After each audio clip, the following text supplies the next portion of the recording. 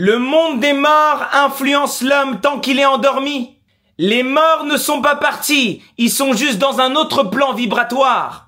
Ce que nous appelons la mort n'est pas une fin, c'est juste un transfert de plan.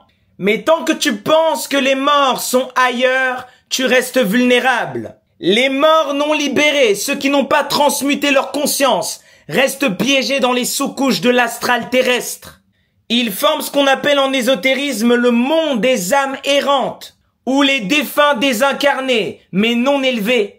Et ce monde influence subtilement les vivants à travers les émotions stagnantes, les mémoires transgénérationnelles, les bagages karmiques. Le monde des morts influence par les regrets, les vengeances, les pactes non résolus, par les égrégores familiaux ou religieux auxquels ils sont restés attachés. La majorité des croyants sur le plan physique qui sont convaincus qu'un Dieu dans le ciel les attend, c'est parce qu'ils sont en train de vivre et de perpétuer la mémoire des religieux. Beaucoup d'hommes ne pensent pas leurs pensées, ils pensent les pensées des morts. L'homme dort donc il est possédé. Tant que l'homme n'a pas encore éveillé son discernement vibratoire, il est une antenne ouverte à toutes les influences subtiles, et surtout celles du bas astral. Ce bas astral est l'ombre psychique de la Terre, et il est nourri par les désirs non transmutés. Il est nourri par les entités créées par la peur, la colère, la nostalgie, les âmes qui n'ont pas trouvé la sortie vers les sphères supérieures. Ces morts qui errent et qui font la fiesta là, ils s'infiltrent dans les pensées automatiques, les habitudes émotionnelles et les comportements compulsifs des êtres humains. C'est à cause de ça que des générations entières vivent les drames non digérés de leurs ancêtres. Restez concentrés. Il y a un héritage invisible, le karma familial. Tu ne portes pas que ton propre poids, tu portes aussi les blessures de ton arbre généalogique, les dettes énergétiques de tes lignées. Tu portes des pactes inconscients faits par des morts qui n'ont pas été libérés.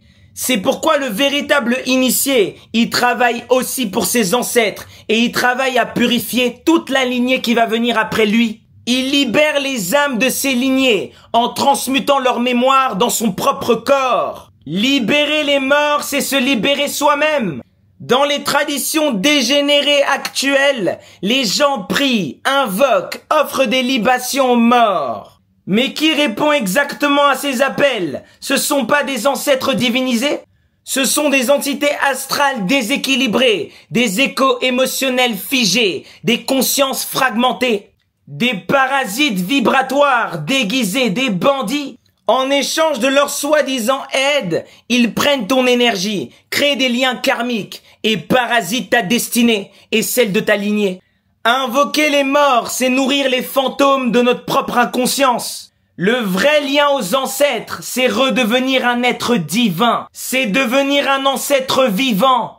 Les vrais ancêtres sont en ascension vibratoire, proche de la source. Ils s'en foutent de tes libations. Ils réclament ta lumière divine. La meilleure offrande aux ancêtres, c'est ta divinisation. Rien d'autre.